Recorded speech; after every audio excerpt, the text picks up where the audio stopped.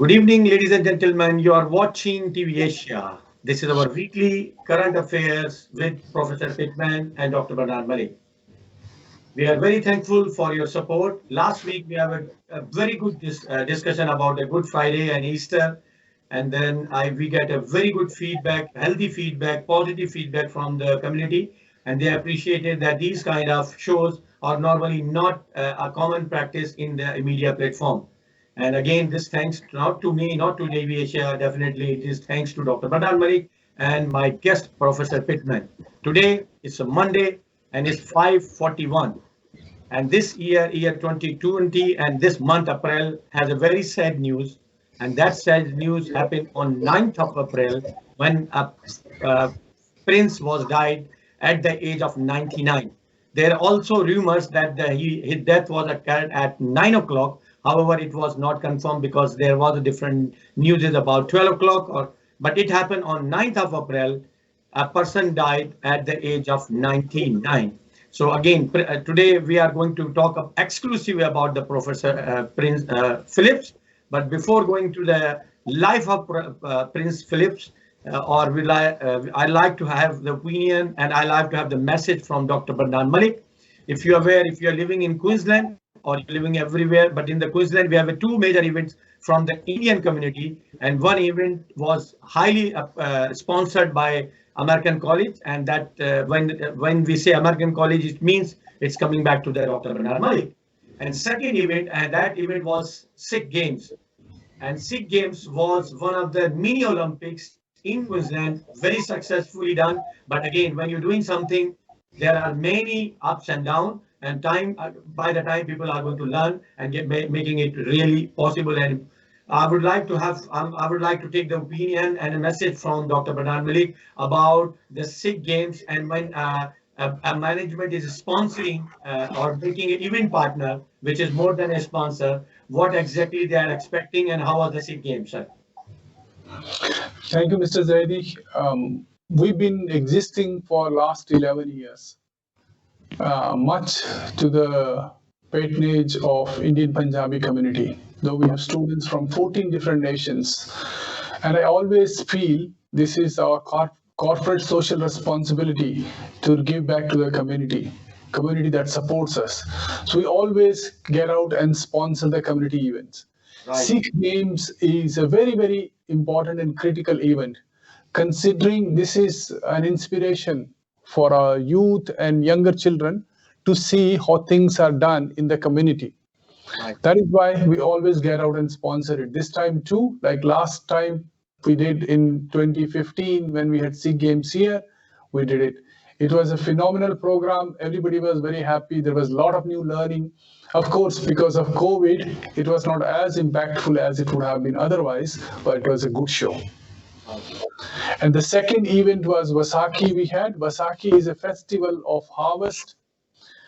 People celebrate it as a joyous occasion in Punjab, I'm sure everywhere in North India, because a farmer works 6 months or 5 months to grow wheat. And by the time it gets to its final harvesting time, a lot of effort and hard work has gone in. So farmers think it is time for celebration. Right. So they celebrate this event as a massive and mega event everywhere in the world, considering where our Punjabis are, where our North Indians are, and is celebrated with a lot of pomp and glory. It was a great event. We had it in North Brisbane. Thousands of people came in, and TV Asia was one of the big sponsors there. We went there, we interviewed a lot of people. Our team was there, marked its presence in big way. So we're grateful to the community for such events that they keep them alive here. We're grateful for many people that sponsor those events, and we're grateful to the media that comes out and makes sure the message gets out to the people who are not here.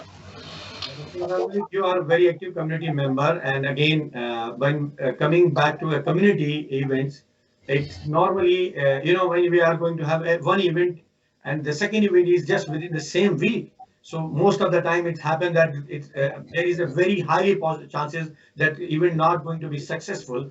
In a week two major events, but luckily both were very successful. What do you think? First of all, do you think it's practically advisable to have two events in the same week? And if yes, then what was the reason that both events were successful? Both events were successful because we haven't had events for a very long time. COVID caused all these community events to die away. And after a very long time, almost after a year, we had two events together. Yeah, having two events on, 2 weeks together is perhaps not very advisable and it's not possible to do it. But because people had not had many celebrations, they came out. We used to have this before COVID, in the pre-COVID area. What used to happen was every week some singer, some mela, some carnival, some gathering at a mega level would happen in the community, which was taking toll not only on people, also on the sponsors. It's only few sponsors that sponsor the programs, and they had only so much money. But so many events were happening, and at times you were compelled to sponsor certain events, not because you get any benefit out of it, but because you want to be supporting the community. Right. Thank you, Dr. Malik. It's a wonderful message, and I think it's compiling both events. And again, thanks to Asia, TV Asia also and your team, they were there. Coming back to a local analyst, Professor Pitman. Professor Pitman, I believe that you also aware that these events is basically connecting the multicultural values and enhancing the correlation, chances of the business, understanding each other, understanding many things like being a human being, being a religion, different religion. Again, when it's coming back to the Sikh, you can see that, okay, this is Sikh. What exactly do you think what Australia is expecting from a multinational communities, from us, from the migrant multinational? What exactly Australia is expecting from your opinion? And do you think we're still doing very good, or we have to do something more? Look, multiculturalism is a part of how the Australians live now. Probably 50, 60 years ago, we had sort of a policy called the White Australian policy. But then we brought in a lot of people from other countries to work with us and to work for us. And the policy has been to embrace multiculturalism. And I see an Indian family down in South Australia has just been recognised as cooking some of the best meals for truckies. And they own a petrol station, and it's now highly sought after, this petrol station, by the truckies because of the Indian food presented at the trucking stop. So it's a classical illustration that even the truckies are loving Indian food and cooking, and have supported Indians who own businesses here. In this case, it was a man who owned a petrol station in South Australia. Right, and I still like to know answer of my second part. Do you think that we are still doing enough? I think in Australia we generally accept Indian people and Sikhs and Pakistani people, and I think the reason is that we have somewhat of a common heritage with the British. I'm not saying that you're British in that sense, but you come from a British governance arrangement, which you probably didn't agree with for many years. But your politics, your thinking is very much in line with the Australians, and you're, if I can say it, you're very British. I'd like to have the answer from the Dr. Malik. Then I'll come back to you. I have some question from you for Dr. Malik. Dr. Malik, the second part of my question, that do you think that the migrants are doing enough to connect or promote a multicultural system? Yes, absolutely. I think it is as much incumbent upon the migrants as much as it for Australian population to connect with each other. having said that, I think Indians, and for that matter, whether it's Pakistani or Bangladeshis, we blend very well in the adopted lands. You would see what is happening in US. The vice president of US is of Indian origin. You would see that in Canada, a lot of federal ministers are of Indian origin. You will see in America, even in Britain, a lot of cabinet ministers, even Home Secretary who controls the immigration in UK is of Indian origin. So you would find that there is not only a great level of acceptance from native Australian population, there is also great effort by migrant population, especially from the subcontinent, to become a productive and useful part of the society here. And we do that very well. We speak English fairly okay. We try to adopt the celebration of Christmas, we try to adopt the celebration of Easter. We try to make it as part of our life, whatever happens here. I think the Indians like the holidays here in Australia. Yes, Christmas especially. They probably don't get as many holidays in India. You already answered me about that. What is the amount of the multicultural values has to be done, what has to be done. And you know about Dr. Malik, he's one of the very active person and supporting a lot of events. Being Australian, do you think the people like Dr. Bernard Malik is doing enough for the community? He's sitting with you. Look, I think people operate at different levels. I like to see people take some involvement in the community, and that could be just being a good citizen, a good neighbour, through to using their monies, their influence, their position to be able to help the community. So I'm a believer that you should be able to do something to improve the community. And generally speaking, I think most cultures try to do something to help the community. So, Professor Pitman, before going to our main topic, do you think it's a one-way journey or it's a two-way journey? It has to be done from the both sides, or it has to be done mostly from one side? Those are migrants ultimately, and then it will be later on when the locals realize, then only they can start doing. Look, I think a migrant has got to become accustomed to the country. Even going down to the shop to buy groceries is a task.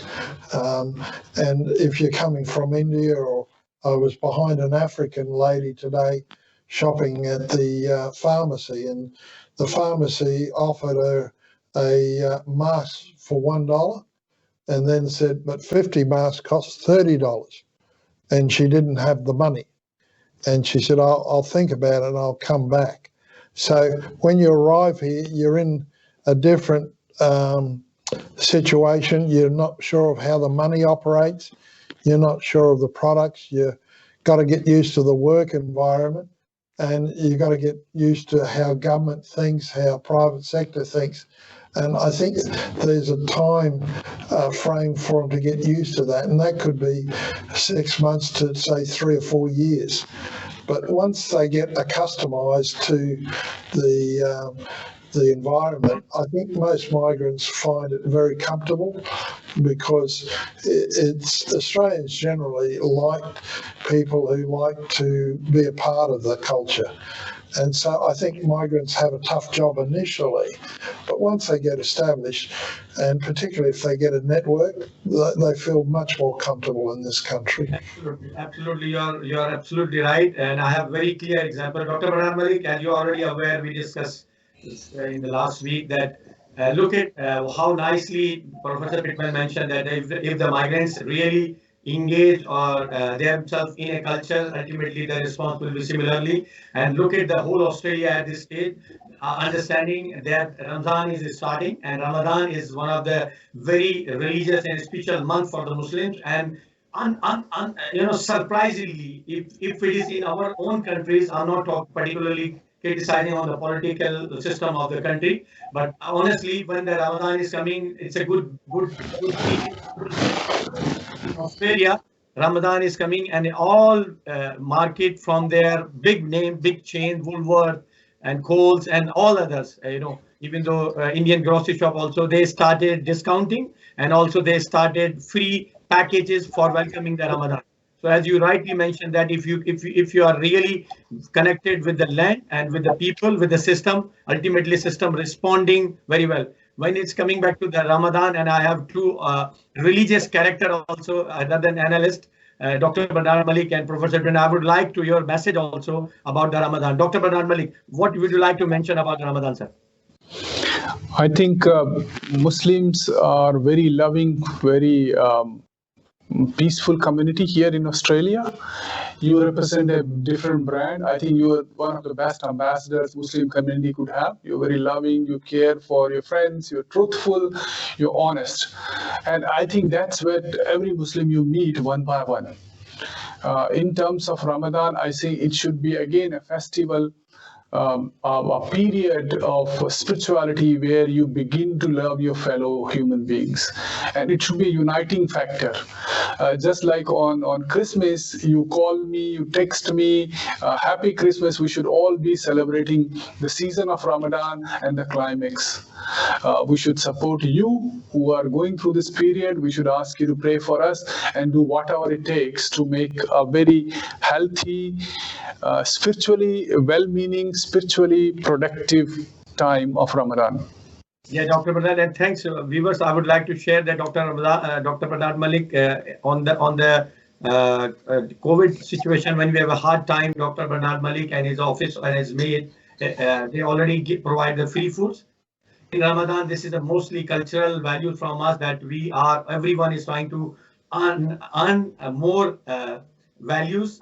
So again, and we are looking, some people, it's again the same offer from American College and Dr. Bernard Malik. Anyone who's looking any kind of support from iftar or food, it is available. Again, Dr. Bernard Malik did not mention, but I know it's already from there. Professor Pitman, what exactly you are also very strong religious Christian person and always love your religion. What exactly you would like to say about the Ramadan? The reason for this month, mostly we change a lot. We come to doing a lot of charity, connecting a lot of praise all the time, every day, up to 30 almost 30th Ramadan. We are doing a lot of prayer, and we believe that it is purifying our soul. What exactly, and doing a lot of charity. These things we are doing. What exactly you would like to say about what your message for the Ramadan? Oh, look, whenever and probably one of the dilemmas here in Australia is we celebrate Christmas and Easter, and it's well known. And unless you've got a friend who's Muslim, you don't know if it's Ramadan or a Jew, it's Happy Hanukkah week. Mm-hmm. So the problem we suffer from a little bit is that the migrants who come from a Muslim background know when Ramadan is, but it's not generally known in the public. And usually I'm always keen to acknowledge that it's a happy Ramadan and a happy celebration for the Jews or whoever. But quite often I'm not aware that that's the time frame that it occurs in. And I know in recent times the media has been presenting more from the imams about Ramadan and other events. And it's good that the media at last is acknowledging that it's occurring and speaking to the imams and getting some advice from them. Yes. About what's happening. And I like the idea that the Muslim faith and others are now becoming more involved in charity and giving to whoever, the homeless, the poor, the whoever they feel there's a need for. And I think that's one of the discussions I had with Professor Singh today, who's Sikh, was that we need to see more of giving between faiths and people. And I think that's one of the things that the Muslim people are starting to be seen for here in Australia. Yes. Right, that's the time, and I think that's make more connection. I remember when we have the strict lockdown, I received a call from Dr. Bernard Malik, and I was very surprised that in fact, he asked me that if you know anyone who is really needy, let me know. And yourself also, if you feel that it's a tough time for you, let me know. So these kind of things, and we have a very good message from you, from Dr. Bernard Malik. And again, your message is similar to the Prime Minister Scott Morrison message also. Anna Perishaw message also, that they also send their greetings and pray for the happy Ramadan. Thank you very much, sir. Now, coming back to our main topic of the day, today we would like to discuss more about Prince Philip. Dr. Barnali, a prince from the Greece. At the young age, he moved to the UK, and there are again on the different stories there, exile from Greece or. So let's start from his childhood. How you look first of all, how you look the death of Philip. It's a big loss to the royal family. Look, it is sad time anytime you lose somebody in the family. Prince Philip was a big grandfather figure in the family. Absolutely. And he was seen as a very benevolent prince, so people miss him. The way life is, everybody has to go one day. And when you go at a grand age of 99, yeah, it hurts a little bit, but we are mortal. We have to go. Having said that, he had a very interesting history, Prince Philip. His mother, Princess Alice, was actually from England, and she married a Greece prince, Prince Andrew. And then after marriage, she moved there. She was princess only for a little while, then the World War I broke out. A great lady, a very lovely lady. If you study her life, she's really a very unorthodox royalty. She died as a nun. Though she was a princess, she died as a nun because she wanted to serve poor people. Very, very religious lady, and Prince Philip was kind of product of that mother. Prince Philip, of course, was born in Greece as a Greece prince. He was, I think, seventh in the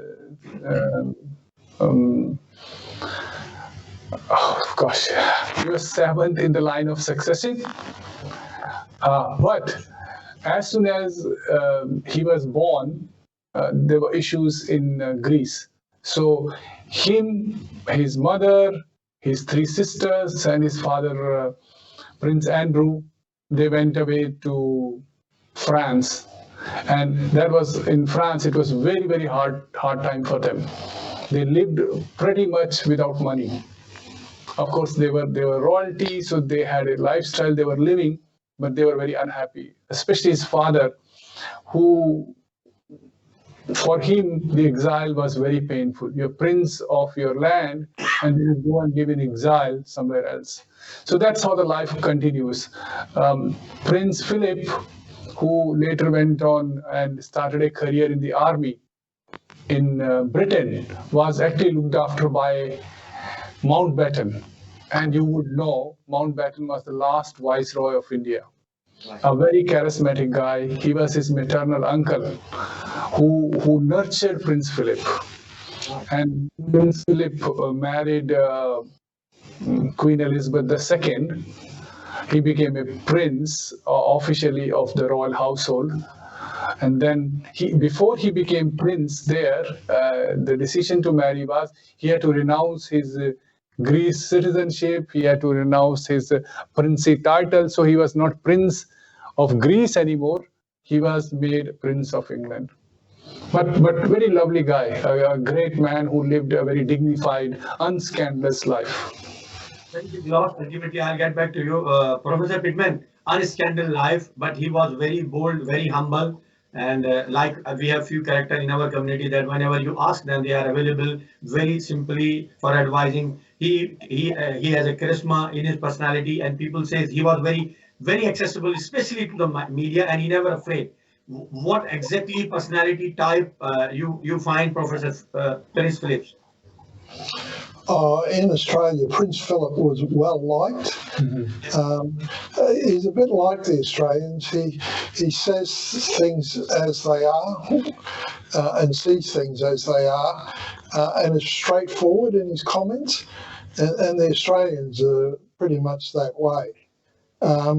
He certainly had some influence here with the Commonwealth and with some of the programs. And similar to the scouting program, he introduced the Duke of Edinburgh Award. And some of my children have some of those awards. And very, very popular in Australia, the Duke of Edinburgh Award. And I think the thing that stands out, and it'll be unfortunately probably not to hear too much of his funeral, but in some funerals they present the virtues of people. And I think some of the virtues that he'll be remembered for is that he was very loyal to the Queen in her role. Yeah. And the Queen was very loyal to him in his role in the family. As someone said, she wore the crown and he wore the pants. And he's a man who was very keen on the environment and very keen on farming. Wanted to always been in the farming community. And Australia is, of course, a huge farm fundamentally. So wherever you go, there's farming. And of course, he was a Navy officer. And of course, Australia is covered in ocean. So wherever you go, sailing is part of our heritage here in Australia. So he had a lot of things in common with us. And his approach to life was similar to the Australians. The Australians would call him very much an ochre meaning down to earth, natural sort of person. Did you say oka? Ochre.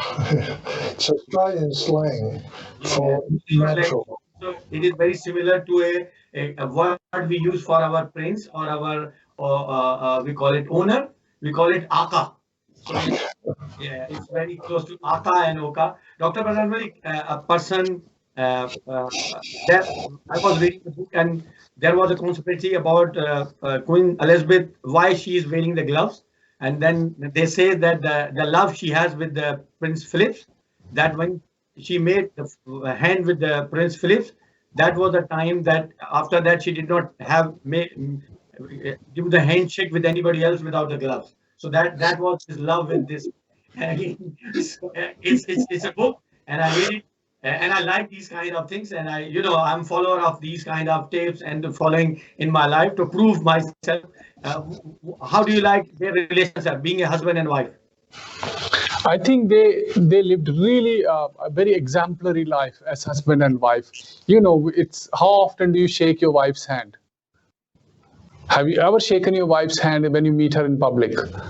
No. So this shaking of the hands and all is really kind of a joke. When you meet your wife is one person you always give her a hug. Or wife, when she meets you in public, will give a hug. I know, given many cultural constraints, we probably don't do a public display of affection as much as it should be. But what is touching about him, other than that they were a great couple and they lived a great life and brought up a great family. You would know all their kids grew up to be nice, decent people.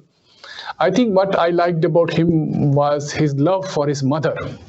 Right. His mother always wanted to go back again to Greece, and she went away. After his marriage, as soon as he got married to the princess then, and the queen later, Queen England, Queen second of Elizabeth II of England, his mother disappeared. She went back to work with poor people. And when she came back after 5 years, she had become a nun. In royalty, it would be a scandal. And then 2 years before his mother's death, things became bad in Greece for royal family. So he sent a plane to pick her up, and she refused. She said, no, I want to work with the poor people there. right? And the queen sent a special personal message requesting her to come. So she went back in the plane. She lived with him.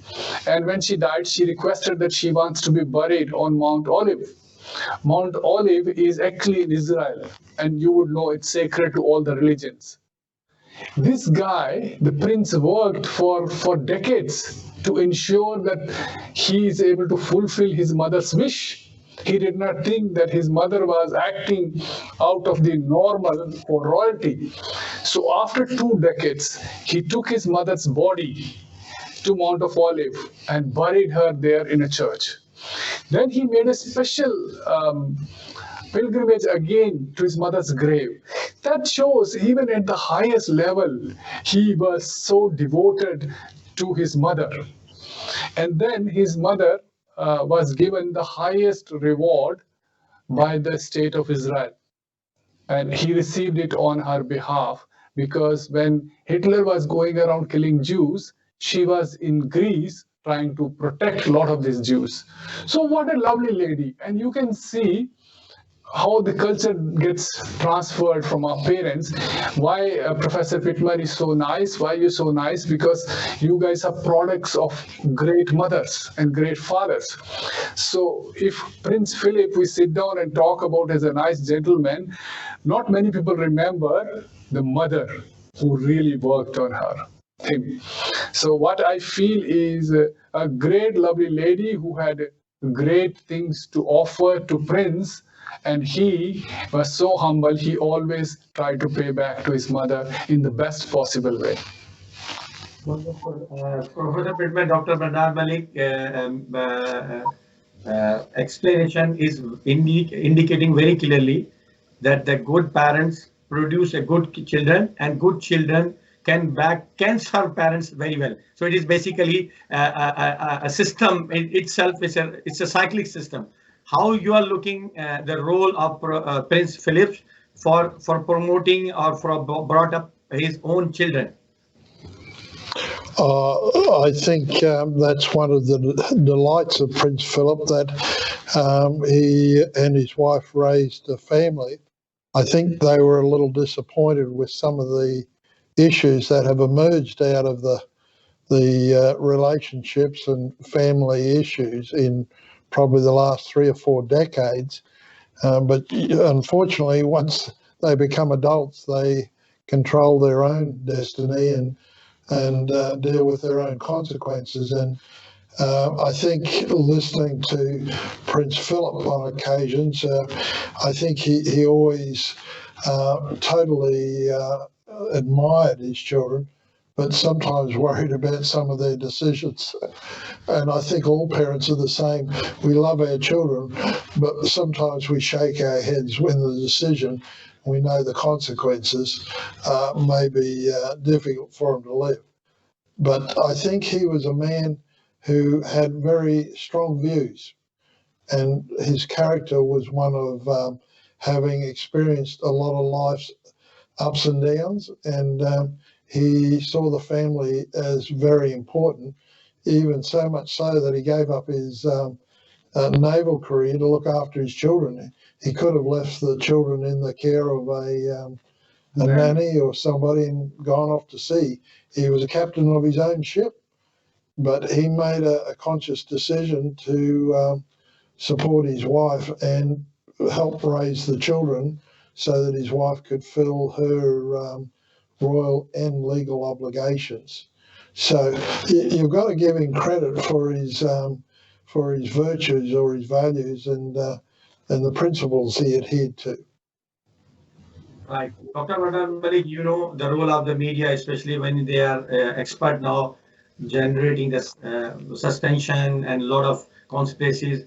This gentleman, Prince Philip, was one of the royal family member who was in very easy access in the media, and they love to talk. He loved to talk also, and he was very bold, very free. Do you think in media we need people from the royal family like that? And it is a different person.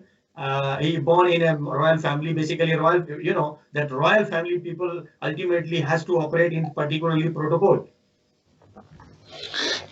Yes, but at the end of the day, royal family people are also humans, Right. and they have their own characters. That is why you see some of the things that are considered unbecoming of royalty, like what Prince Harry did. But I think the goodness of the parents is shown in the fact that these kids were allowed to marry whomsoever they want to marry. It's Right. not in our families, and I think we are very stringent when it comes to our cultures and the kids that people that they want to marry. Yeah, there is a story about Princess Diana that first, before she became friends with Dodi, with whom she died, the Egyptian businessman, she was in love with the Pakistani surgeon who was Muslim. Asad. Yeah. And he used to marry her because he said, no, I cannot marry somebody who is not Muslim because my parents won't approve it. So in this case, you have to see Prince Harry was allowed to marry a black lady, which you would think, wow, is very unlikely for a white prince who have quote unquote the perception of being, all white, loving, all that. So these people, to their greatness, have embraced the reality that yes, our kids would be allowed to do whatever they want. And once they do, it's like you're free to make decisions, but you are not free from the consequences of your decisions. Very good. Yeah. Right.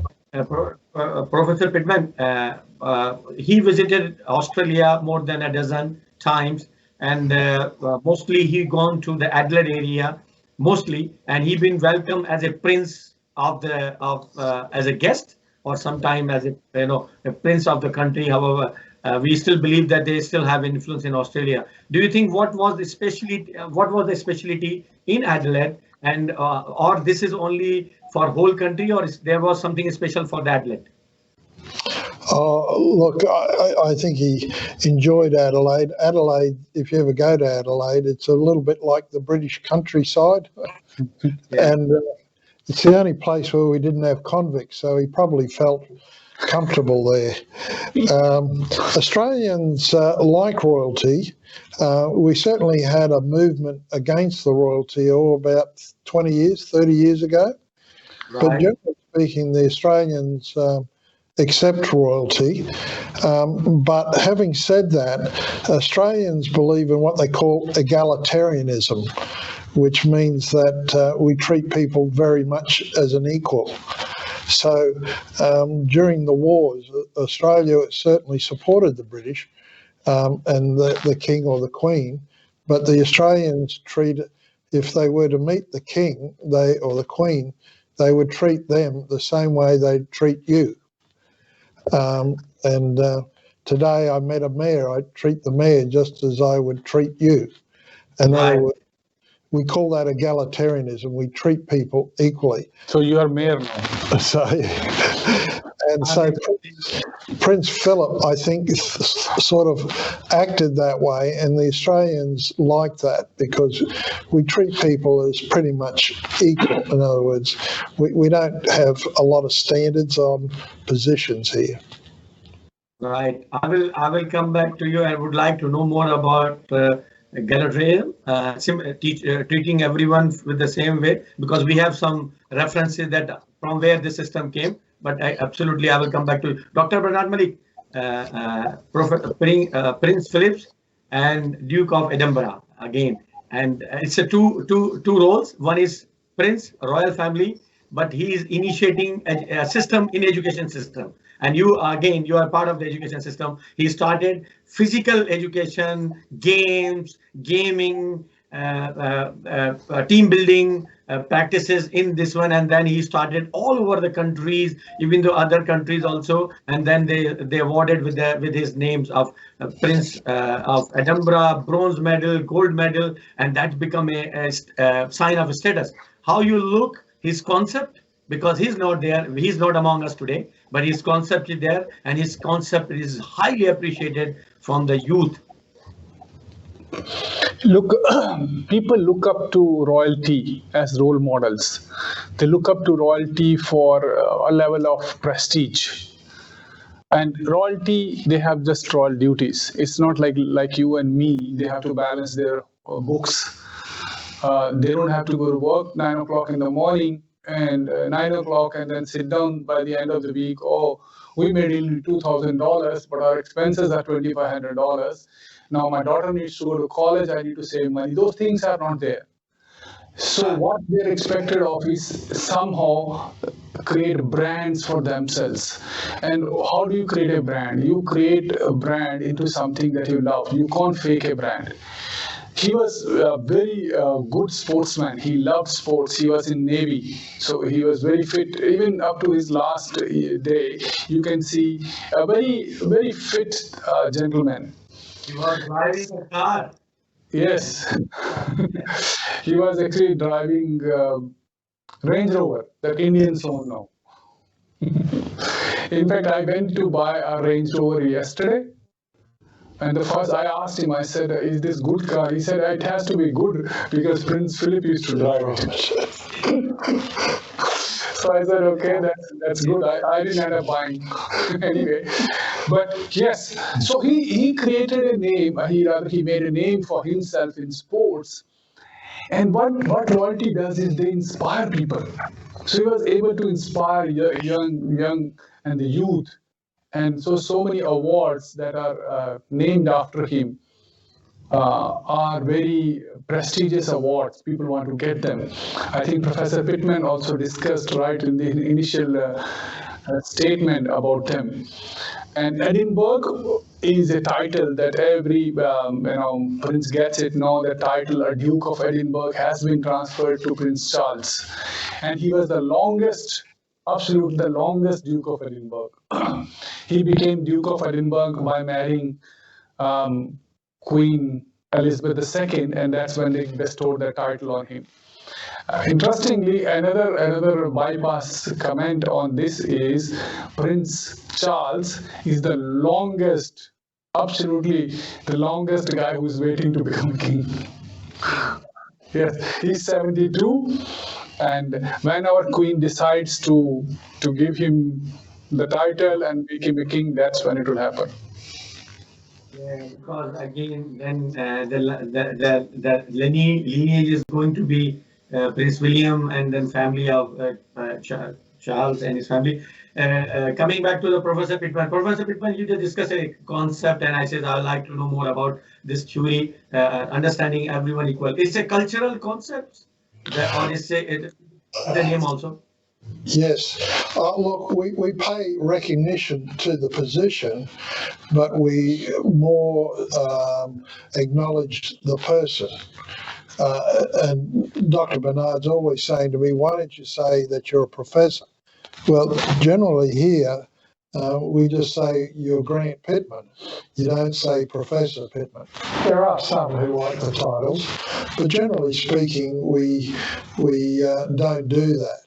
And recently, my children parked the car in a spot, and a man came across, and he said, "I'm Dr. So-and-so. You're not allowed to park there."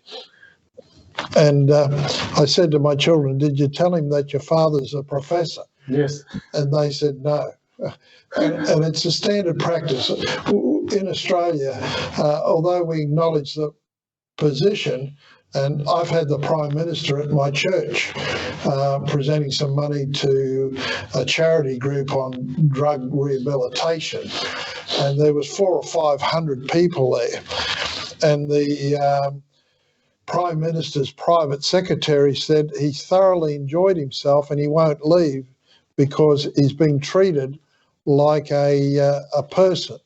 Although he was Prime Minister and they gave him gifts and all sorts of things, he was being treated for who he was, as well as his position. And egalitarian means that we probably are a little bit reticent, or we don't treat people with respect totally because of their position. We treat people because of who they are and what they are. And if you ever watch some of the Australian war movies, you'll see that the Australian soldiers didn't have much time for the British generals. But the Australian general was treated like another soldier, but was well respected. But he was seen as one of the soldiers. So they call that egalitarianism, where you treat people as they are. You acknowledge their position, but you treat them for who they are. Right. So, Mr. Pitman, your kids has some Duke of Edinburgh, one of the bronze. And at this stage, I'm just assuming that at the time he started, he introduced the Duke of Edinburgh Award. However, in our culture now, our kids are very much into the games and the TV shows and everything there. So they don't have much going outside. I think his concept ultimately bring the children, and he bring the concept of leave the book. Now let's come out from the house and have some fun. Do you think that concept really, because your kids already involved and some awards. So being a parent, do you think this concept will really encourage the kids and they really come out from the books and try to do something outside also? And that is nowadays is very much important when we have our children are just sitting in front of the TV and sitting on the couch. Sir Pitman. Oh, me. I thought he's just playing more with things than I do. Having kids. Look, I was a scout myself and a scout leader, and was very friend of Lord Baden-Powell. And one of my brothers has a Queen Scout, which is equivalent to the American Eagle Scout. Yes. And 3 of my children have awards from the Duke of Edinburgh. And one of the issues that I think are occurring with the youth is there's so much excitement, and it's a hands-on thing. The research shows that when you're doing hands-on, your interests get caught up in the hands a little bit. But the scouting movement and the Duke of Edinburgh Award has struggled in the last probably 20 years. And certainly there are people who advocate against it in some ways. An incident occurred in England about 30 years ago when a young man was crossing the mountains in Wales and he got lost. And they had to put out a big search party. And he was going for his gold award in the Duke of Edinburgh Award, which was 4 days out in the wilderness and turning up. He had a plan and everything, but he got lost. And then there was a lot of criticism about the Duke of Edinburgh Award and that there should be insurance coverages and all sorts of things, which would have made it almost impossible to do. But the Duke of Edinburgh and others said, well, that's part of life. You do get lost if you have a plan. And the young man came out with greater strength and tenacity about planning and crossing mountains and learning to freeze in the middle of the night and not having any food for a couple of days. And certainly we don't want people to be injured or cause death. But part of life's experiences are about the experience. Right. No, I understand. Thank you very much, Dr. Malik and Professor Pitman. This is our last 6-7 minutes of the show, and let me bring the hot topic of the day, because we just received some messages and calls regarding this one. That today there was a news about the international student or international flight cannot start until 2024. Which can be wrong or right. So I would like to get the opinion, educationalist, analyst, also and a community activist, Dr. Bernard Malik. Dr. Bernard Malik, sir, what exactly you are looking international flight, this news, and what about students' arrival? Look, I think if students are going to start coming only in 2024, it's pretty much given that the international student industry will die in this country. Nobody can save it unless government steps in and makes some interim arrangements. You bring in students, you quarantine them offshore at certain places, maybe in Singapore, maybe in Malaysia or Thailand, wherever it is economically viable, and then fly them here, and then I don't know if you quarantine them or you let them out in the country. There is no way the economic system that is developed around education industry can survive with no students for 2 years or 3 years. It has been already 1 year, and I'm sure Professor Pitman would be able to tell you more, that hundreds and thousands of faculty members from many universities have been laid off. I think the news that or rather the international travel won't become normal till 2024 is anybody's guess. If you remember what happens in Queensland, everything is normal. All of a sudden, 2 cases come, everything is shut down. I just hope that the way we are extending this courtesy to New Zealand to bring in international travel, that would happen everywhere with other friendly countries where the COVID is contained, or we find ways of bringing people here.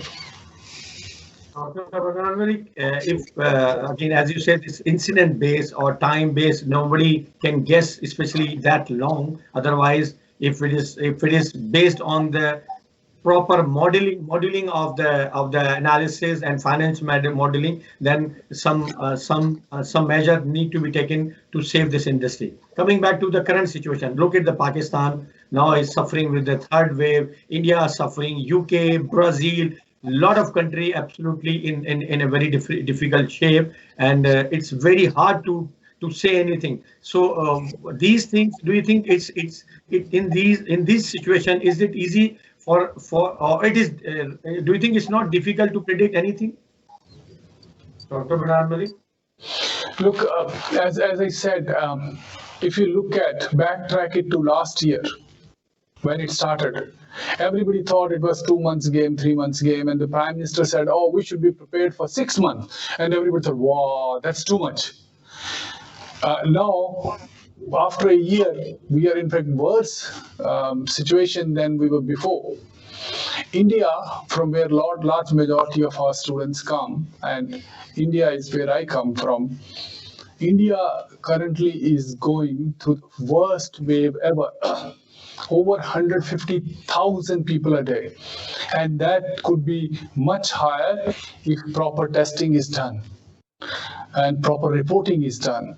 And then Indians don't even seem to care at certain places. Now they're doing Kumbh Mela. Kumbh Mela is one of the biggest festival that is celebrated, and hundreds and thousands, millions of people would be the right way to put it.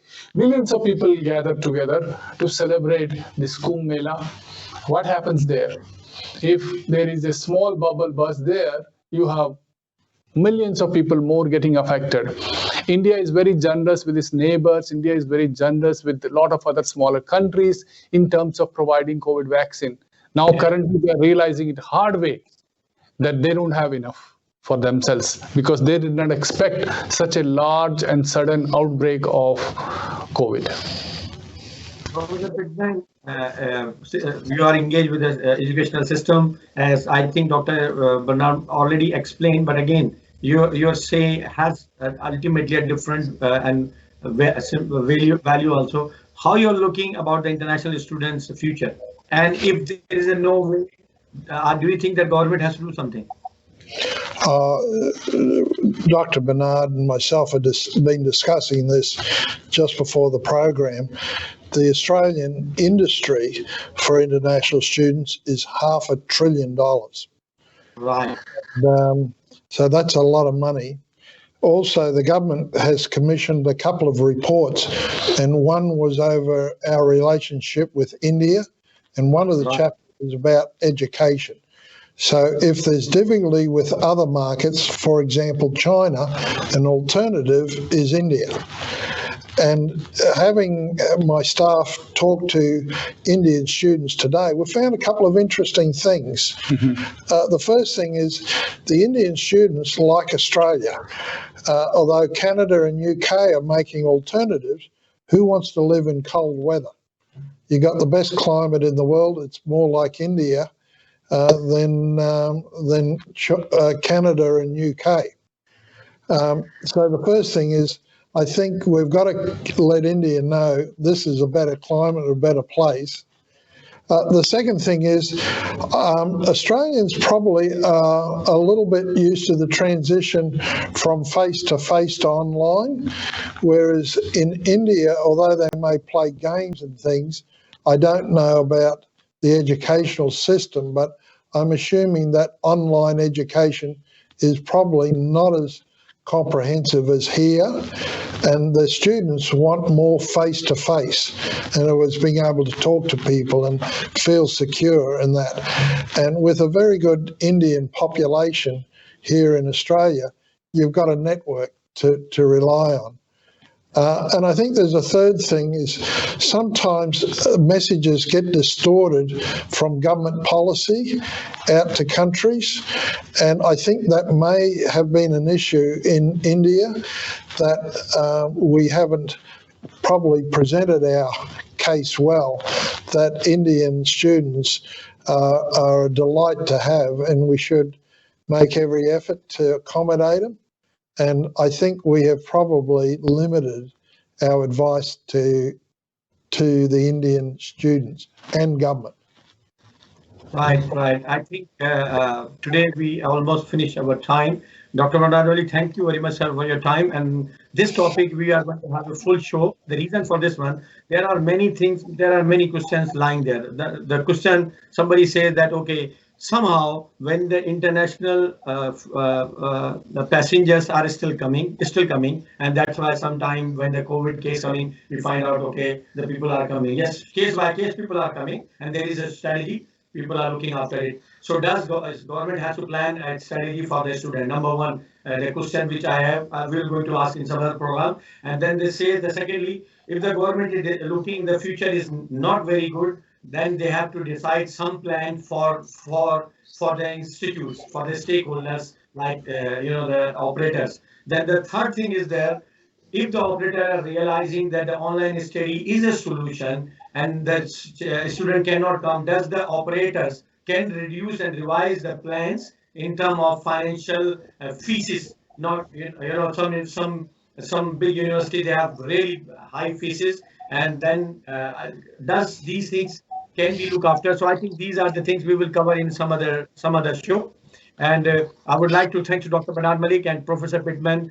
Dear viewers, we cover our show, and I'm really thankful that we discussed very important topic, the community Sikh games and the Baisakhi games. Then we also have a decent message from the Prime Minister of Australia, and then our CEO from TV Asia, and then Professor Pitman. We also discussed the life of Prince Philip, Duke of Edinburgh, and the last we discussed about the future of international students. Definitely, the discussion, the analysis we have, this is purely based on the experience, and I believe that with the rich knowledge, we always find whatever they says, it is true, and absolutely, it's very visible to share with our viewers. It's over from Shoaib. We will come back on next Monday and we are going to have a different topic. Let's see what's happening on this day or this week. Till then, it's a goodbye from me. It's a goodbye from Professor Pitman and Dr. Radar. Thank you very much, sir.